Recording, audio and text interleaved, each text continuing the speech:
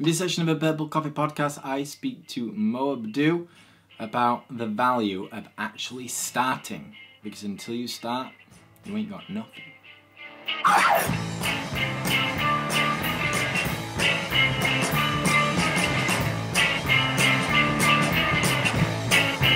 Hello and welcome to session 49 of the Purple Coffee podcast. A podcast all about an entrepreneur's inspiring story.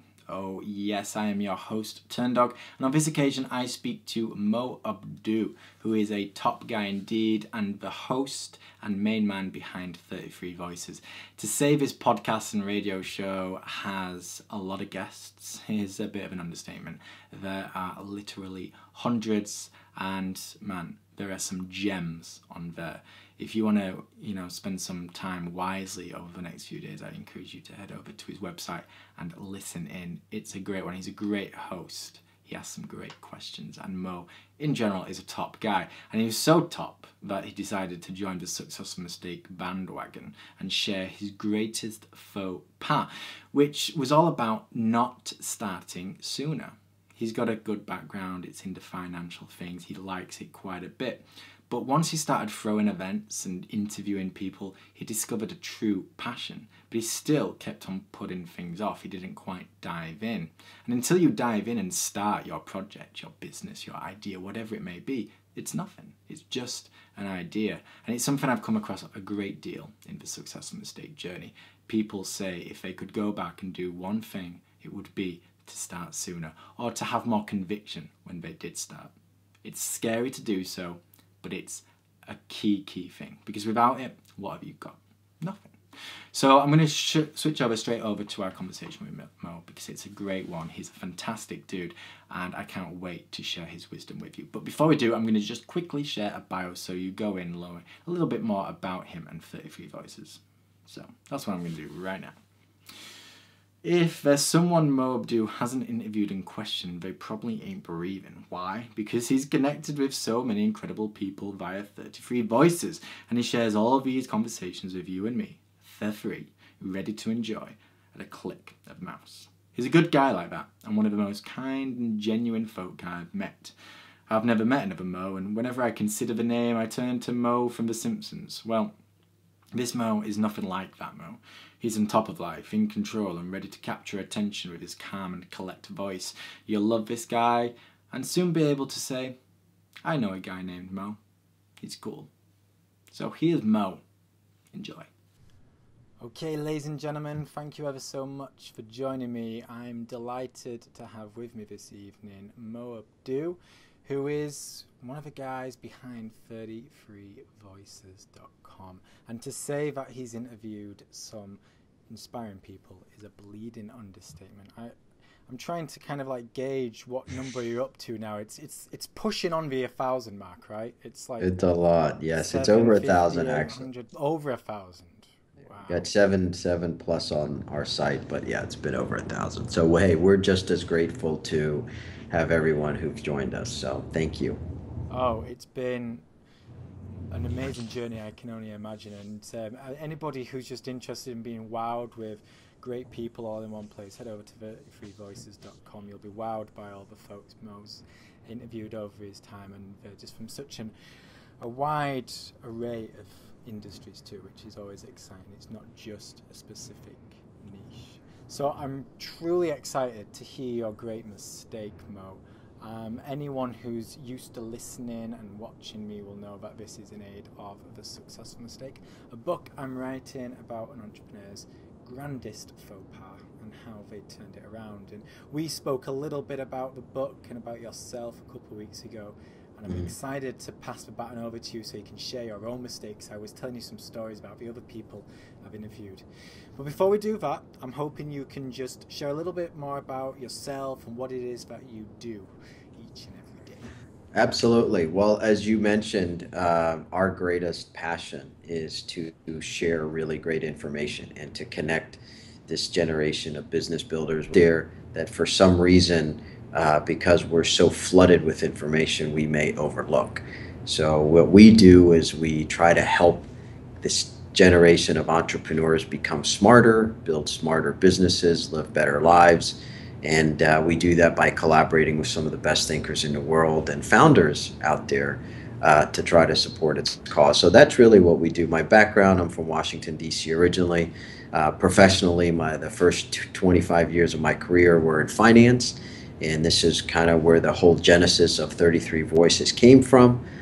We used to bring together 25 of our clients on a monthly basis to have this type of engaging dialogue and thinking with some very notable thought leaders. And we discovered, the connections that take place when that happens. And we wanted to take it to a broader scale, and hence 33 Voices. So I'm in Southern California now. Fantastic. And like you say, we are just part of an information overload society these days. There's so much information out there, so much content in so many different forms. It's difficult to know what to trust and what to spend your time doing because our time is very finite. So I think we always flood towards those people who, we know, I suppose, and you just have to look at something like TED Talks. You know that if you spend an hour on something like TED, you're going to be able to, consume the best of the best. Sure. And I suppose it's exactly the same when you head over to 33 Voices. You're going to be listening and watching and gathering information from some of the world's finest minds. And you can't really go wrong when it comes to stuff like that. Yeah, no, absolutely not. I mean, that's why I get up in the morning, is to discover and identify some of the great information that's out there and figure out a good platform to share the essence of it with other people. So that's what gets me up in the morning. Well, I'm very glad you do get up in the morning. Big thank you for spreading the amazing things. Like I say, check out 33voices.com, listener. You won't be disappointed. But this interview is all about you, Mo. So you're on the other side of the mic for once. You're usually the one asking the questions. So yes, I am. This is strange. I hope I do this side justice. I always get so nervous when I interview, another podcaster or someone who's used to interviewing. I'm like, I hope I don't mess up. So I hope I do okay. You're terrific. But for the most part, I'm going to pass it over to you and allow you to do the talking because that's, I know my place. And it's all about your great mistake. So please start us off with that story, your grandest faux pas, how it all came about, and the journey it's taken you on since. It's really simple, Matthew. It's really simple, and it's a matter of timing. I've always had this yearning to make a greater contribution to the success and well-being of others. And I was very blessed and grateful to have done it in the world of finance for a long, long time, and I'm deeply grateful for my opportunities, my relationships that I've developed. But without a doubt, my biggest mistake is not having done what I'm doing now way earlier in my life. And had we done that back then, then we'd be 25 years ahead. But so it's really simple for me. Is when you hear, we have the opportunity to speak to lots of people who truly, truly figure out how to follow their heart, how to make sure they design their life to where they do most what they do best. And although I was very blessed in the world of finance, I knew that there was something that was bigger out there. And unfortunately, I wasn't searching for it or looking for it at the time. And I wish I was, but it prepared me for this. And now we hope that this next chapter not only will be able to, if in any way, shape, or form, touch the lives of people just a tiny bit, we know that we've done well. I mean, building relationships and forming connections is one of the most valuable thing any budding entrepreneur can do. So, I mean, ultimately, was that your mistake, just not building those relationships sooner and, placing value in them at a quicker point in time? Really, no. It's really making the contribution that we're doing now. I mean, the contribution that we did when we were in finance was limited to our relationships, our contacts that worked with us. When someone came to work with our firm, we did everything that we could to add as much value as we can, and certainly we're blessed to have captured that value. What we do today touches and just amplifies that number a millionfold, because now we're able to share the lessons with everyone, not just our small circle of relationships. So now we can touch somebody on the other side of the world and give them a piece of information that might inspire them to do what they want to do, or it might ignite them to change the way they're doing things, or might inspire them to hire someone the right way or a different way. So now we're not restricted. We're not restricted to the people we work with, because we work with everybody. So, having made the transition from finance to basically becoming an information provider, a knowledge provider for people out there, that's what I'm referencing when I'm talking about a mistake. It's just, when an entrepreneur, when you hear someone who says, I waited too long to start my business, I can relate to that. Oh, interesting. And I mean, that's such an interesting take as well, because obviously we get drummed in when you start a business, you have to think about, the financials and making sure you get the clients. And in your case, it was just a case of, we want to be able to be more of a provider, we want to be able to give more.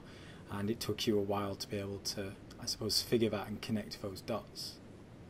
Yeah, I mean, we've always given. We've always done these kinds of things. When we had our financial service practice, we worked really hard to go beyond our own boundaries. Whether it was sharing books with our relationships, whether it was sharing thought leaders like we do now, whether it was introducing them to someone who could add value to their life, we made it a part of our mission to go beyond what we were capable of doing to help solve problems. Not everybody's problems are financial. Not everybody's problems we could solve inside our firm. But if we could try to help them connect the dots and do the hard work for them by perhaps screening people, or developing strategic partnerships with other relationships that could support them, we've always done that. And it's something that I know the more that you give of that, without question, the more that you will get. What we do now is a lot more inclusive. It's, hey, there's a world out there that is trying to figure out what to do next. And there are some people doing wonderful things that if they just had a little bit of support, perhaps it might amplify their ideas or amplify their goals. And so we're there to try to fill in that gap between, hey, I've got an idea, or I've started a business, or, I'm $100 million business, but I need to go to $1 billion business, or whatever it may be. We think we can fill in that gap by helping people connect the dots of what they need to get there. Oh, and I like this idea of amplifying this giving nature. So I suppose my follow-up question to that is, how did you get to that point? You obviously had a point in time when you were not amplifying your message, not amplifying your giving nature, keeping it very much in-house and helping those who you could physically touch.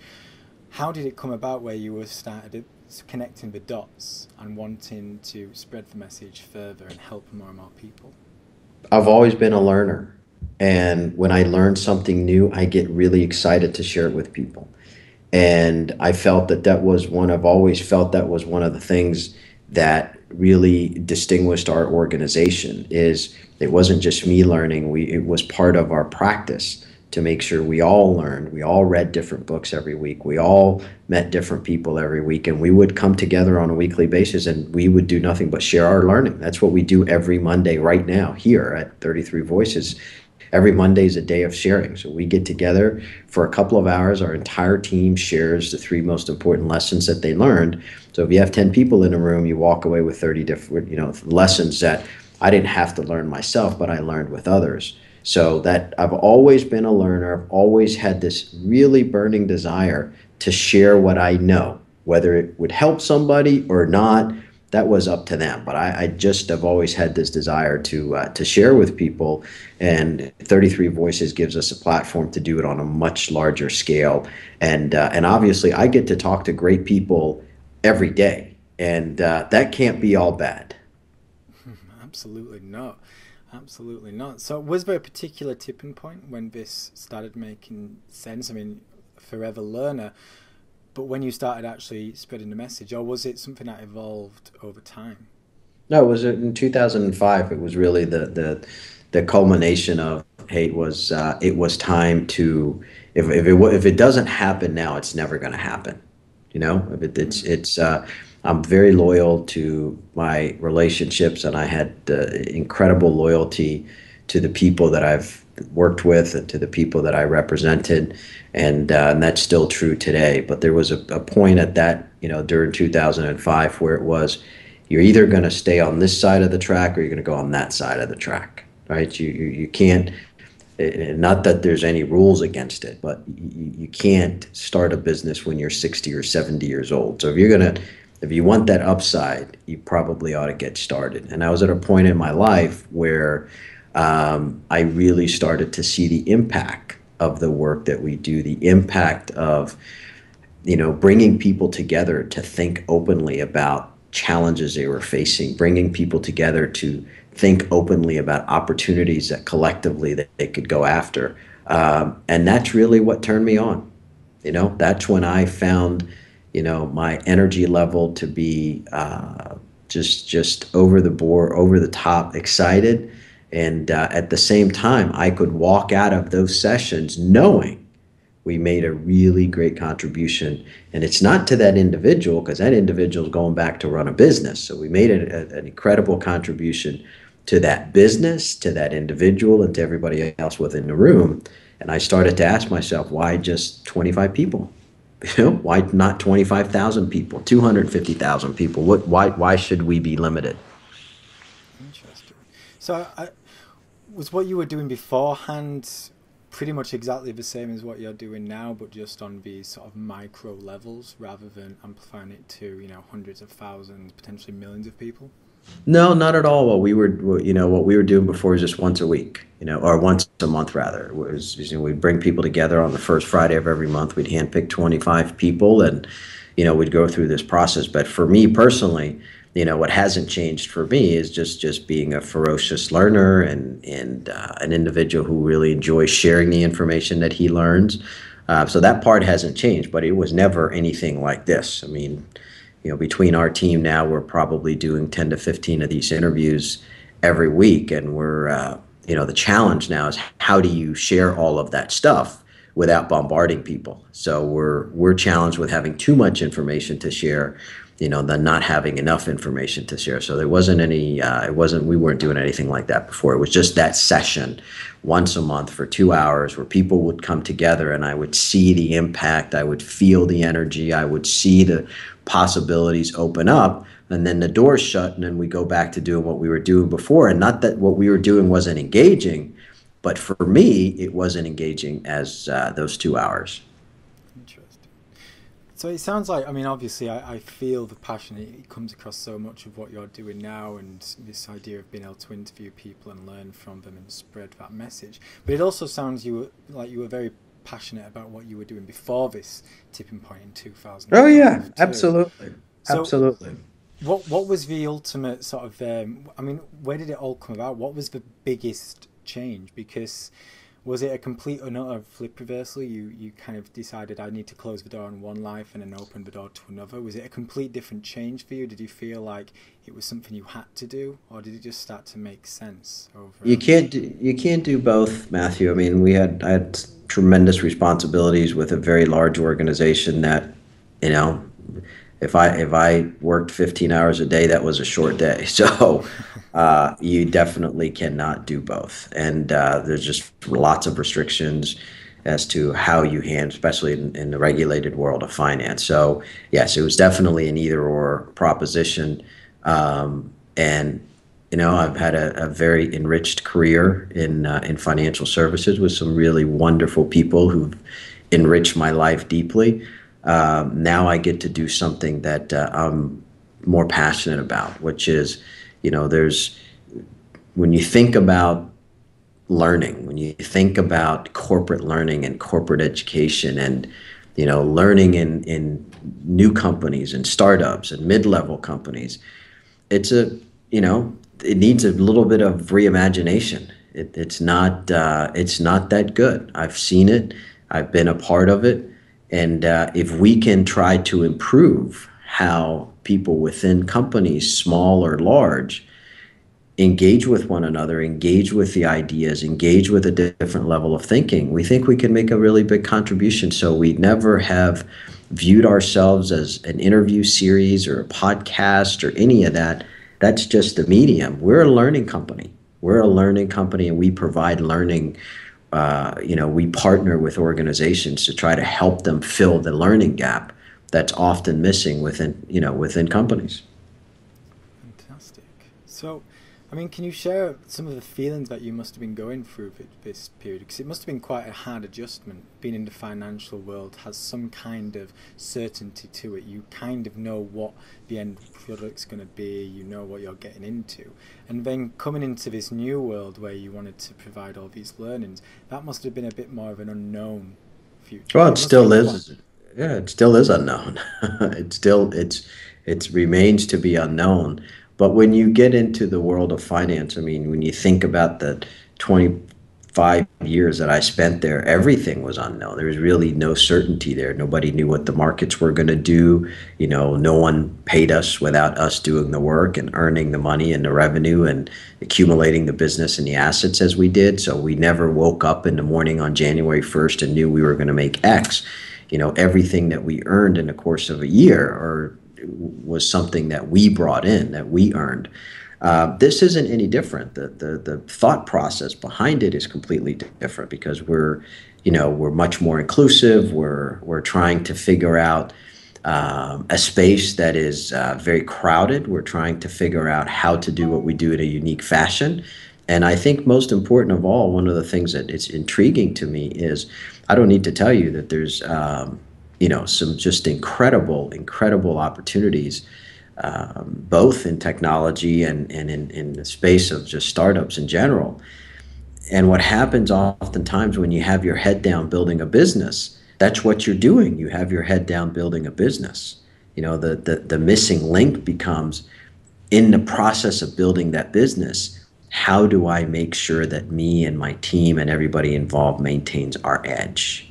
And that's that whole knowledge piece that I think we could bring to the table and that we try to fill every day, as opposed to, hey, listen to my conversation with Matt, it'll be really helpful. No, we're going to take the really important pieces out of that and we're going to share it with people in a way that we feel they want to learn or they use to learn. So we're figuring it out every day, so that's exciting, and it puts you in front of some amazing people. And I have to tell you, every day I leave my office smarter than I came, because I leave having spoken to some incredibly talented and unbelievably intelligent people who make me smarter and make me think every day. So it's when you learn to commercialize it and you can build a successful business around it, then it'll all come together. But it's a process. Well, I can certainly relate to that because, everyone who I've interviewed for this book, you do, every time you walk away from the laptop, you feel like you've gained some more knowledge just through their stories and through their expertise.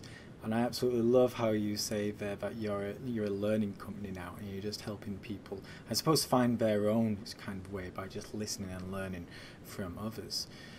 So, in terms of your mistake was sort of not amplifying this message of... Waiting too long to do what I knew deep down inside Okay. was really where I belonged. I mean, I Yeah. knew deep down inside that this was something I really enjoyed. When I was a little kid, I felt I was too small to play any type of athletics collegiately, but I've always known that, I would be good at maybe reporting on athletics. I would be good in doing some type of TV series or, becoming an anchor, something like that.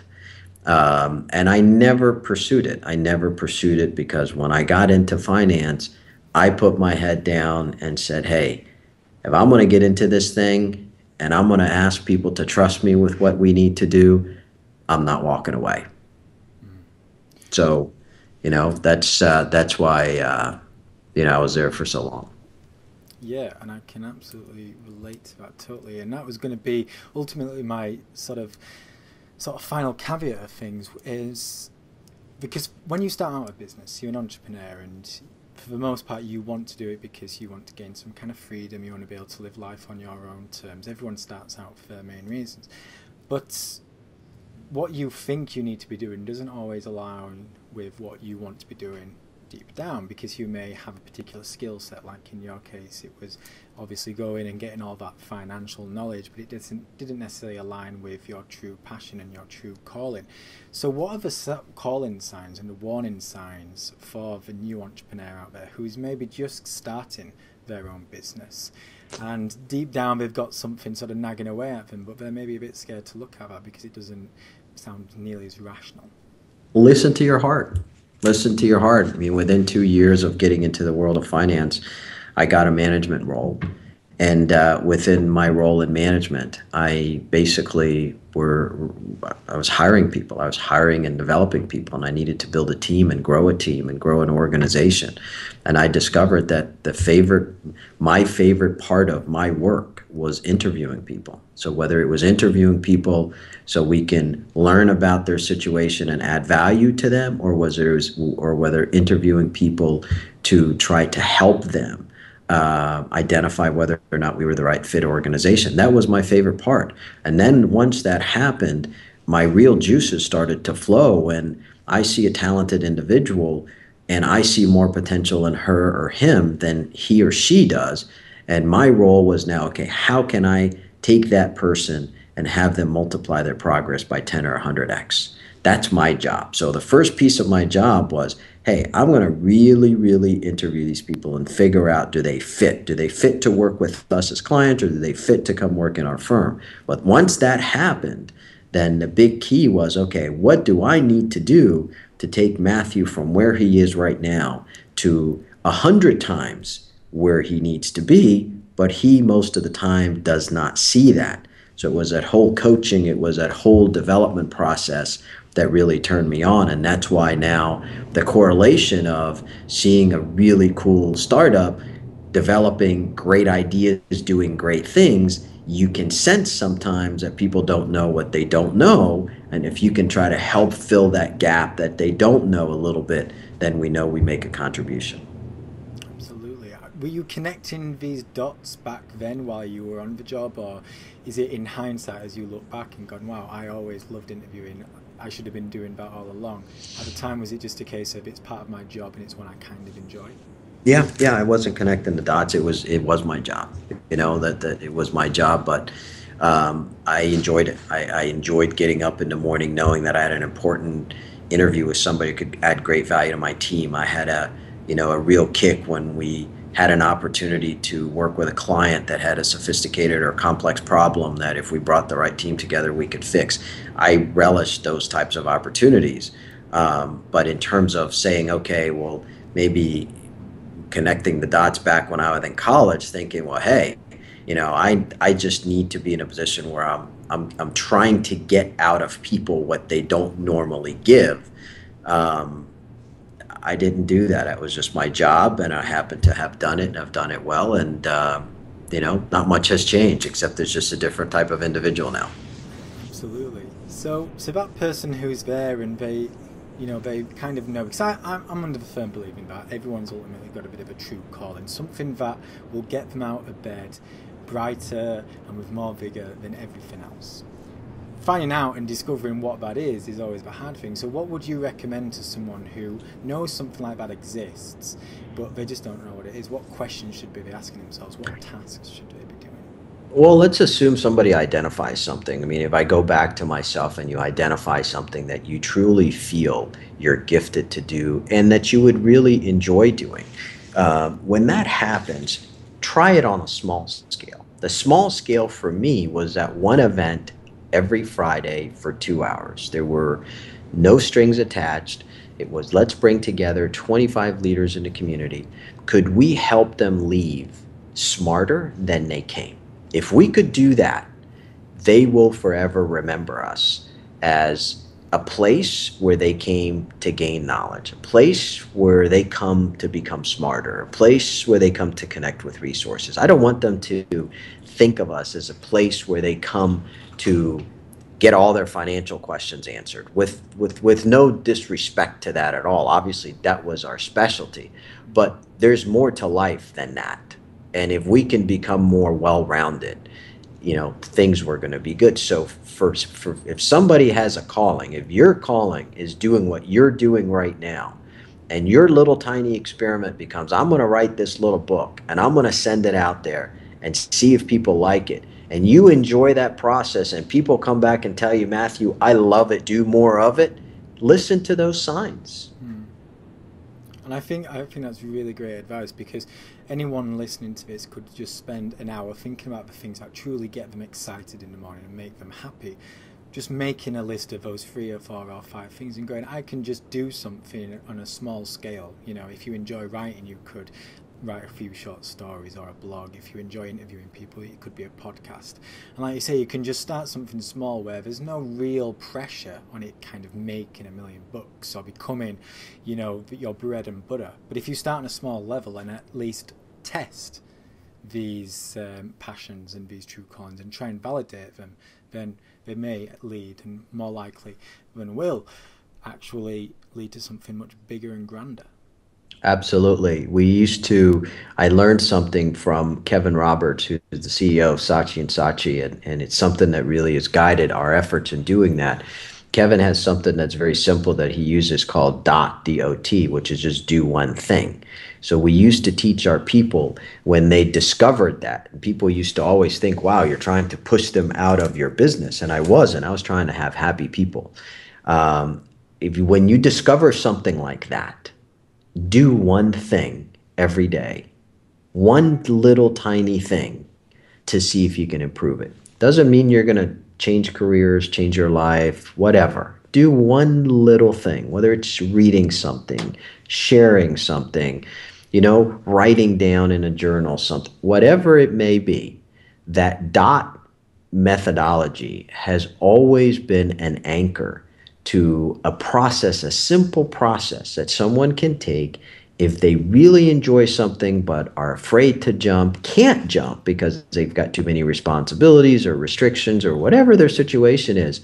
The way you can start to build that up is just to do one little tiny thing towards it. And all of those little tiny things will evolve into something that could be much bigger.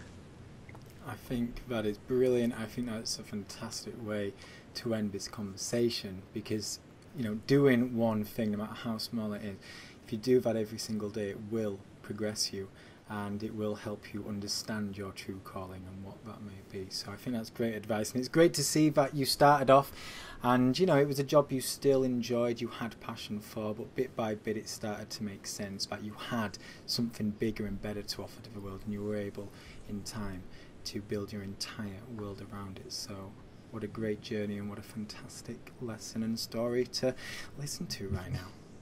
Well, hey, thank you for doing what you're doing. Thank you for trying to ignite this in others.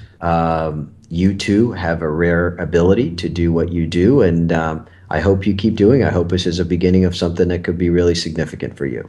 Oh, thank you very much. I'm quite a stubborn individual, so whether people like it or not, I'm here. Well, you're doing pretty well, adding value to everyone else too. Thank you, Matt.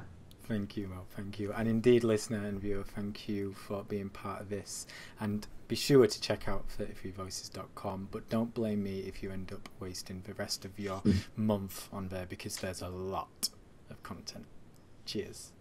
There you go, ladies and gentlemen, and thank you so much for joining me on today's session of the Purple Coffee Podcast. And a big thanks to Mo for sharing his great mistake. What a great one it was too. A fantastic journey into a guy who's been around for a little while, met a lot of amazing people, and knows a thing or two about building a thriving business and lifestyle. And I think it's important to realise the importance of just starting. If there's one thing you can do today that's going to bring value, it's to probably start something. If you've been thinking about a business, start it. If you've been thinking about a new project, start it. You don't necessarily have to jump in with both feet, but until you begin, you have nothing but an idea. And I think Mo goes to show that sometimes all you have to do is just take that leap of faith, and good things will, and indeed do, happen. He had the passion, he had the purpose, and boy oh boy, he was able to turn it into something great. So I encourage you to check out Mo and the many, many interviews he's done on 33 Voices. You can check it out by visiting tdog.co/purplecoffee49. That's tdog.co/purplecoffee49. All the show notes are there, including links to Mo's website, Twitter, Facebook, et al. And whilst there, please consider leaving a rating and reviewing and subscribing to the iTunes channel. It would mean a great deal to me and takes mere seconds of your time. But most important of all, please get in touch with me once you've finished listening to this. It's one thing talking to you in the form of podcast. It's another having a conversation with you. Well, to have a conversation with you, I need you to send me a tweet or a Facebook message or to send an email of some kind. So it's over to you. Don't be shy. Get in touch. I can't wait to hear more about you. So that's it. Have a great one. I look forward to speaking to you shortly. Cheers.